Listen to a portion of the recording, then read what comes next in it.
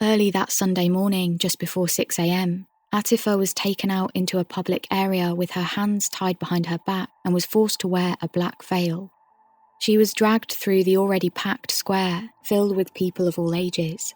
Looking around, Atefah couldn't see any of her own family, but her eyes soon settled on the mobile crane that had been converted into a makeshift gallows.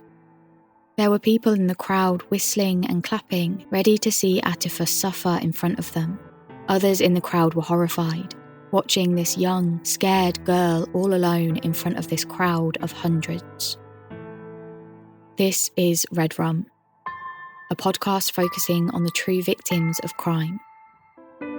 Atefah Suhale. Atefah Suhale was born in 1988 in Iran to a loving family, a mother and a father and an older brother.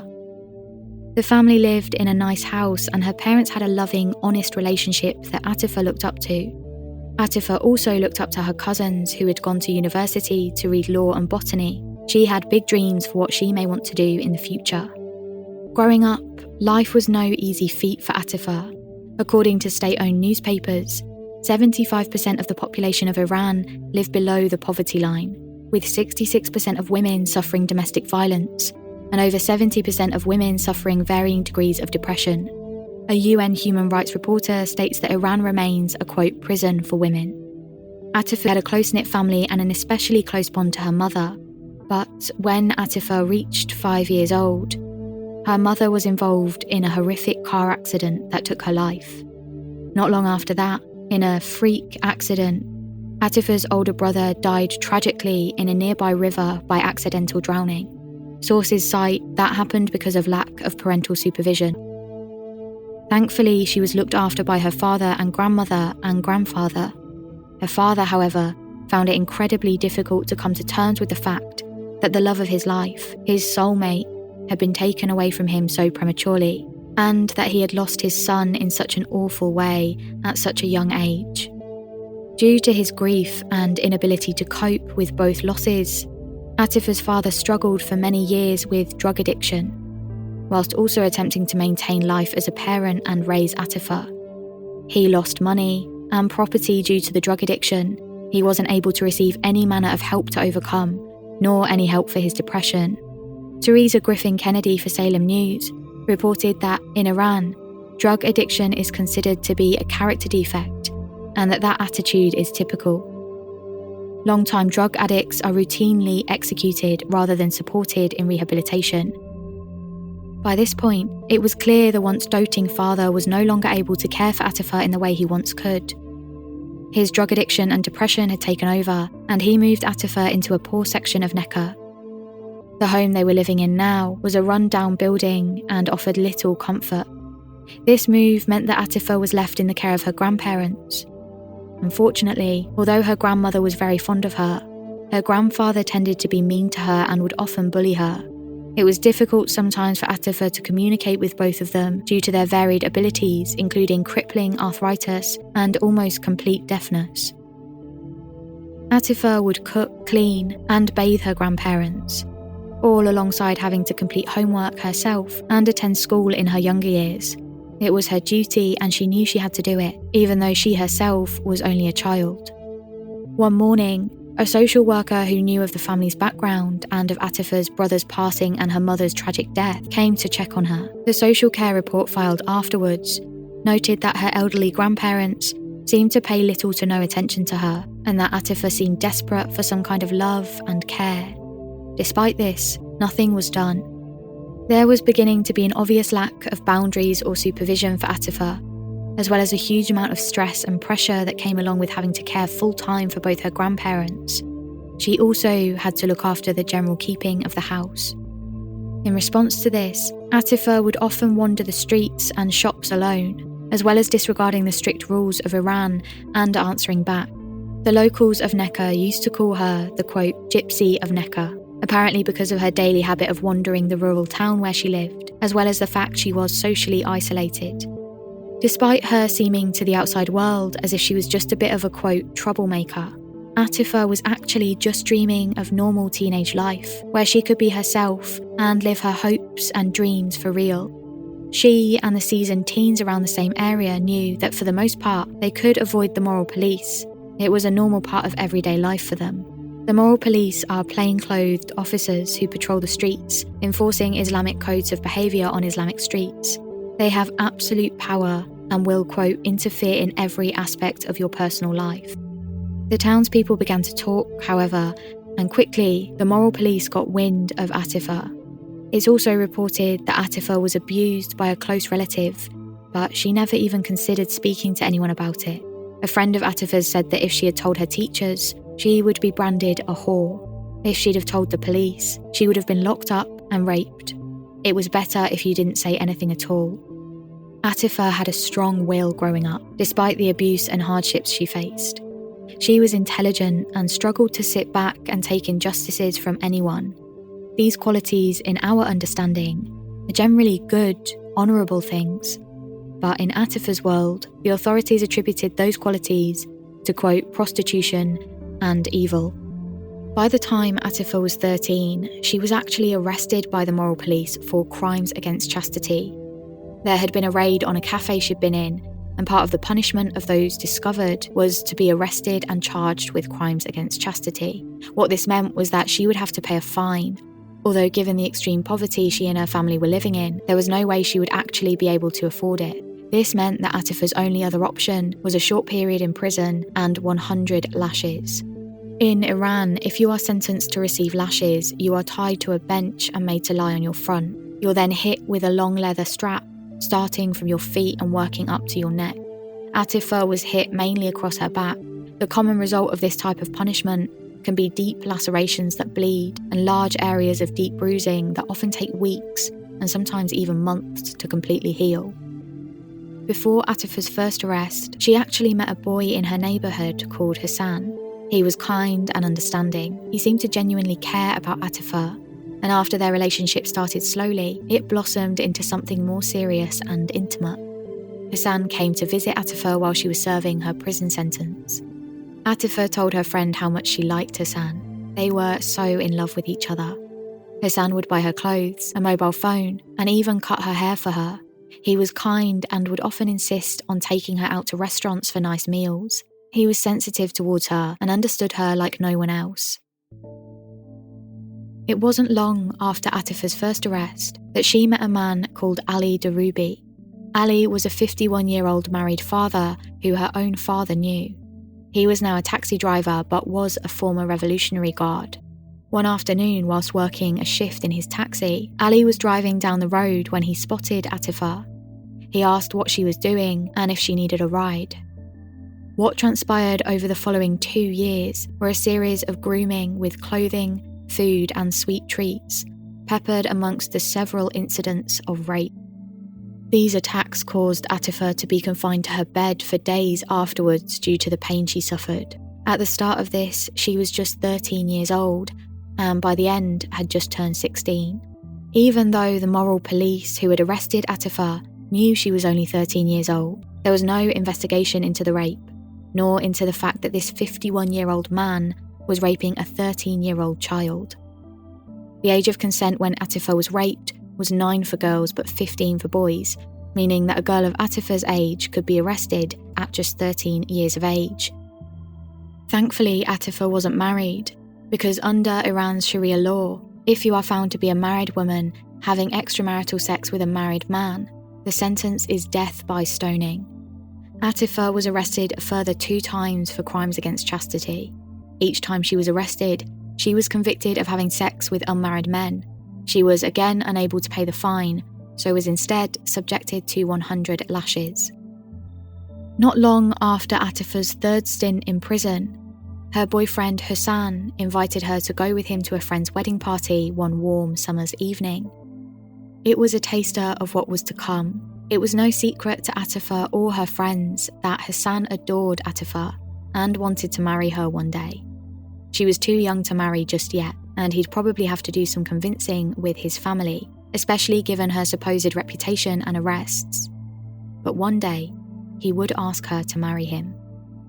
Atefah agreed to go with Hassan that evening to his friend's wedding party. For one night, she wanted to actually enjoy herself. She had just turned 16 and she deserved a night of fun, but she had duties to do. She had to prepare a meal for her grandparents. She sent her grandfather to go and get some tomatoes, while she cooked some chicken and prepared the rice ready for cooking a little later. She suddenly heard a knock at the door. It could have been Hassan arriving early, or perhaps one of the neighbours. Either way, she wasn't expecting anyone. Atefah made her way to the door and opened it, where she was met by the moral police. They had come to arrest her. By the time Atefah's grandfather had arrived back home, he just found a pot of freshly washed rice and a pan of chicken sizzling away on the stove. He assumed Atefah had just been in another room, or perhaps she'd gone out for a moment. However, neighbours soon confirmed she'd been arrested by the moral police and taken away. Whilst in custody, Atefah was raped a number of times by a number of different prison guards, most of whom admitted to the rape, but none of whom were arrested or convicted for this. Rape is an all too common occurrence for women who are in prison after having been convicted or whilst awaiting sentencing.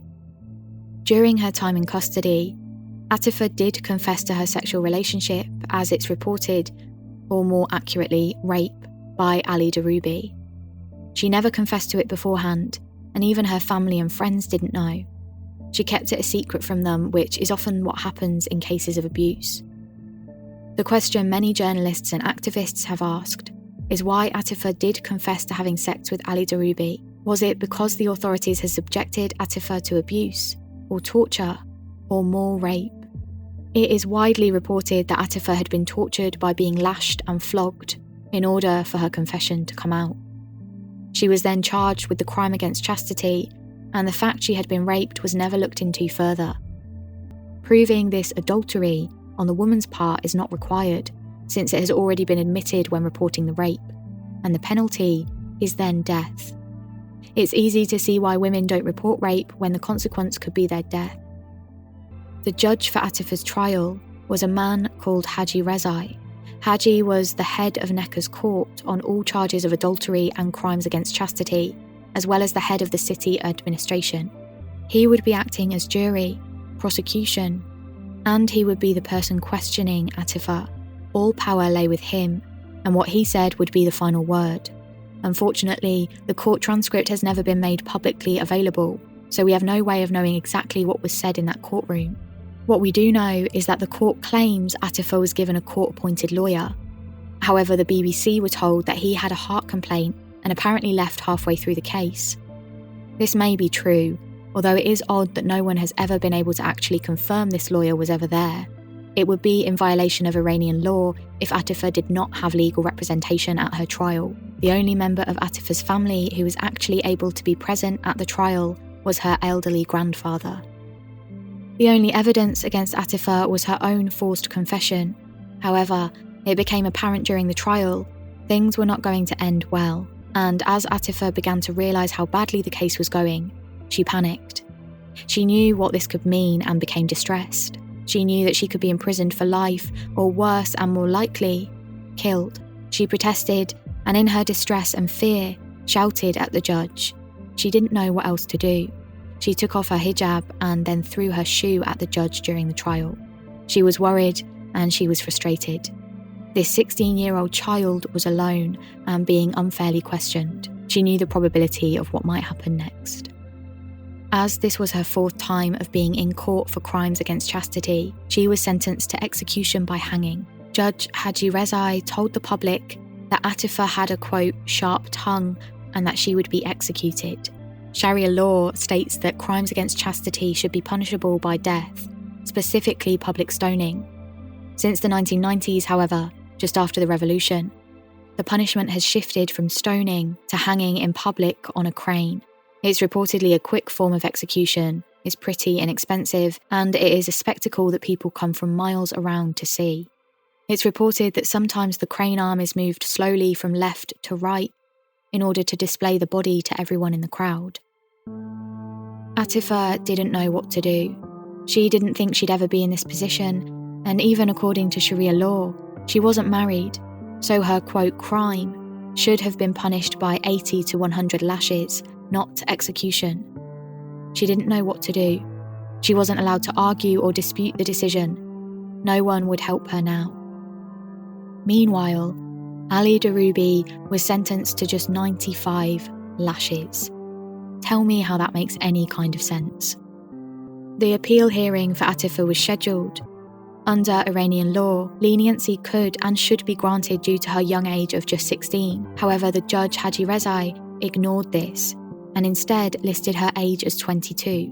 It's alleged that the judge simply looked at her body and predicted she was around 22 years of age. This was later submitted to the Supreme Court as her legal age, when in fact, testimony and Atefah's birth certificate all prove that she was in fact just 16 years old at the time of her final arrest. Shockingly, Atefah's case was, for some unknown reason, fast-tracked through the system, and a case that would usually take a minimum of 6 months to reach the appeal stage was actually rushed through, and a decision was made in less than 20 days. Unfortunately, the details of how and why this happened have been placed in files that have been sealed by the Supreme Court. As Atefah's execution date was rushed through, and she was told she needed to write a will, she did also ask to meet with her family before she was killed. This request was denied, and it later emerged that Atefah's family and friends were completely unaware that the execution had been scheduled and was due to happen on the 15th of August 2004. Early that Sunday morning, just before 6 a.m, Atefah was taken out into a public area with her hands tied behind her back and a black veil. She was dragged through the already packed square filled with people of all ages. Looking around, Atefah couldn't see any of her own family, but her eyes soon settled on the mobile crane that had been converted into a makeshift gallows. There were people in the crowd whistling and clapping, ready to see Atefah suffer in front of them.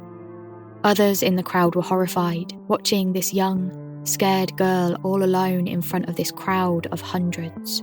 It's reported that she said, quote, "Please God forgive me," to the crowd, but moments before the noose was placed around her neck, one of the moral policewomen asked her to forgive them if they got rough with her. Atefah replied not to worry, and that all this was just a formality, a means of scaring people who had taken advantage of her or raped her. She repeated not to worry. It's reported that Atefah didn't know until the last second that she was actually going to be executed. The judge, Haji Rezai, placed the noose around Atefah's neck and carried out the execution himself. As she was being hoisted up, she quickly asked for forgiveness if she had done any wrong. She said she couldn't see who was around. Hundreds of people in the crowd sobbed. They were damning the authority leaders for doing this to, quote, "our young people." Atefah's father was working in a brick factory early that morning. A friend rushed to find him and told him that he needed to come to the square quickly. Atefah had just been executed. That's how he found out his daughter was dead. What adds insult to this horrific and tragic crime is that though the townspeople generally condemned Atefah's execution, the town's governor wrote letters to the judge congratulating him and actually commending him for his firm approach. Judge Haji Rezai had put the rope around Atefah's neck. He left her hanging from the gallows for 45 minutes before hopping into his Peugeot 406 and driving away. A number of people in the crowd had filmed the execution with the aim of putting it online and bringing awareness to what had just taken place in Nekka. I couldn't find any information about the video having been uploaded, but it's likely that even if it was, because of the censorship of the Iranian press, it would have been taken down soon after by authorities, and those who uploaded it could be harshly prosecuted. After Atefah's death, the police made a number of visits to members of Atefah's family and friends and threatened them not to talk to the media. Despite the promise Iran made when it signed the International Convention on Civil and Political Rights, assuring they would not execute minors, we know that between 1990 and the time Atefah was murdered in 2004, at least 10 other minors have also been executed under Iranian law. The actual number is likely much higher. These are only the cases we know about. Executing anyone under the age of 18 is hugely controversial in Iran because of the promise they made in 1995. By hanging Atefah at just 16 years of age, it means that Iran is in violation of international law and as such should be held accountable. Generally, execution is common in Iran, and in the year of Atefah's death, almost 160 people were executed. Monica Garnsey reported that there were a number of procedural issues at Atefah's trial, and because of Judge Haji Rezai's haste to actually execute Atefah, a number of errors were allowed to contribute to the illegal execution. As we know, the judge got Atefah's age wrong. She was 16, not 22 as he described. He convicted Atefah for adultery, which is extramarital sex, and we know that Atefah wasn't married. He did not allow Atefah a chance of a second appeal. He did not notify the family ahead of Atefah's execution date, and he executed Atefah himself. The usual practice is that the actual killing is done by a separate official and that the judge presides. Atefah's execution was public.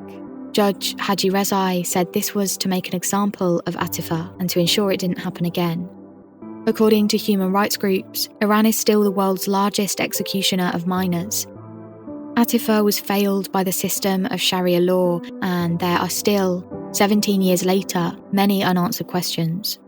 The truth is that these questions may never be answered, and the harsh reality is that in 2009, we know that there were 137 minors awaiting execution in Iran.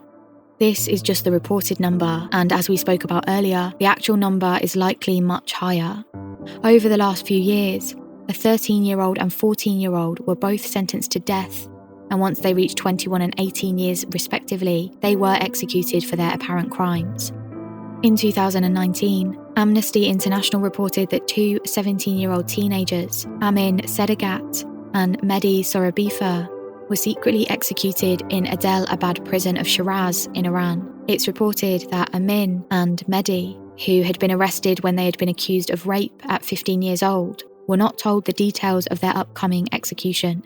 The boys' lawyers and families were also not given the date of their executions ahead of time. Amin and Mehdi were sentenced to death for the charge of rape in a trial that Amnesty International deemed, quote, unjust. Both Amin and Mehdi were kept in a correctional facility before being taken to Adel Abad prison, where they were flogged ahead of their execution.